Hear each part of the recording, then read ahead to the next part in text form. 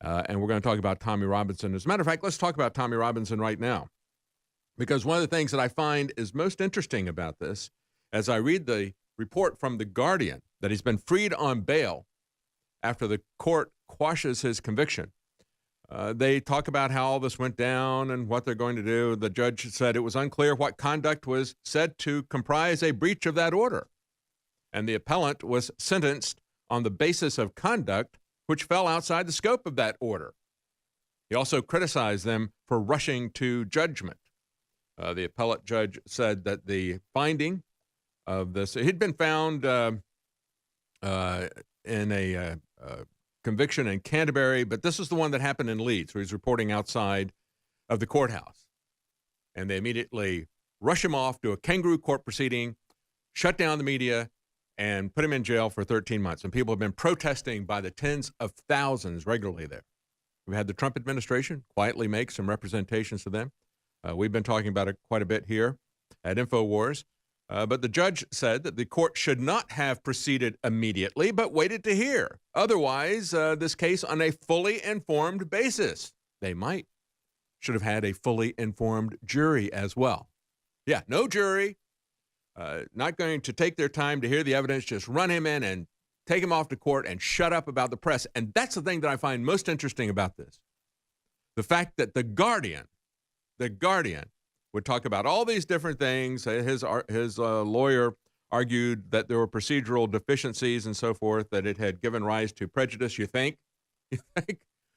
But not talk about the fact that there was a gag order on the press for days. And as that became an international story, because the local press, the Guardian wouldn't talk about it, of course. BBC wasn't going to talk about it.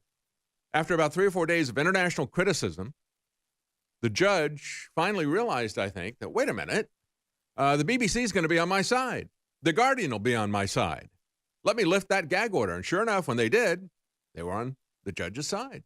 Said, this guy's a criminal. He deserves to be in jail, blah, blah, blah. And so they made the case for the judge.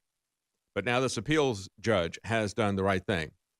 He is now free on bail, and we will see what happens as we move forward. But the disgusting thing to me is that the Guardian still will not make any statement about the fact that this judge, this prejudiced judge with the kangaroo court, put a gag order on them. The servile media, the servile mainstream media. And Guardian is not even part of necessarily the inner core like the BBC, the New York Times, and the Washington Post. They're just one step out, but they're just as servile. Welcome on this Wednesday, the first day of August, 2018. As I said at the top of the hour, Tommy Robinson has now been freed on bail. An appeals court has quashed the conviction, saying that this was flawed, that was they should not have proceeded immediately. They should have done this on a fully informed basis. Pretty harsh words.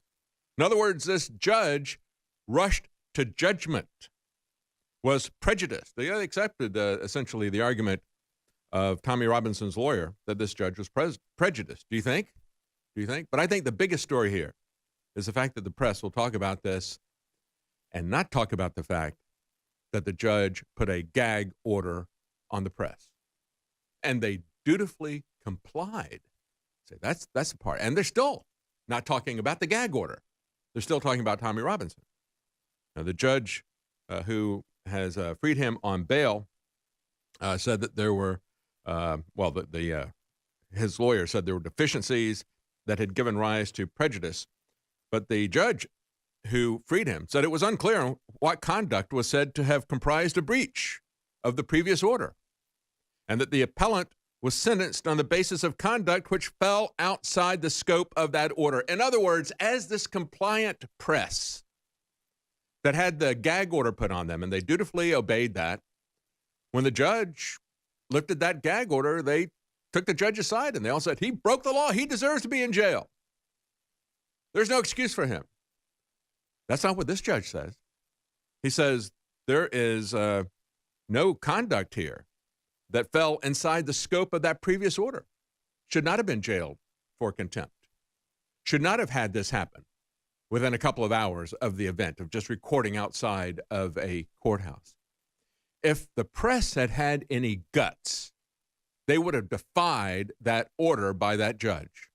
They have absolutely no backbone. They have no spine. This is why you need alternative press. It was alternative press that talked about this. The international press that talked about this. The British press just rolled over and died for this judge who wants to shut down free speech. And they still won't talk about this. I looked through the entire article from The Guardian, no mention of shutting down freedom of the press, freedom of speech. And yet the British people did speak out by the tens of thousands, and good for them. They have a spine. There are still some people in Great Britain that are great, but you won't find them in the institutions. You won't even find them in the fringe media of The Guardian, if they are the fringe. I mean, they're pretty much establishment, but they're not, like I said before, they're not inner core like the BBC or the New York Times or the Washington Post or CNN. But they are lapdogs nevertheless, and this shows it. So we're glad to see that Tommy Robinson is out.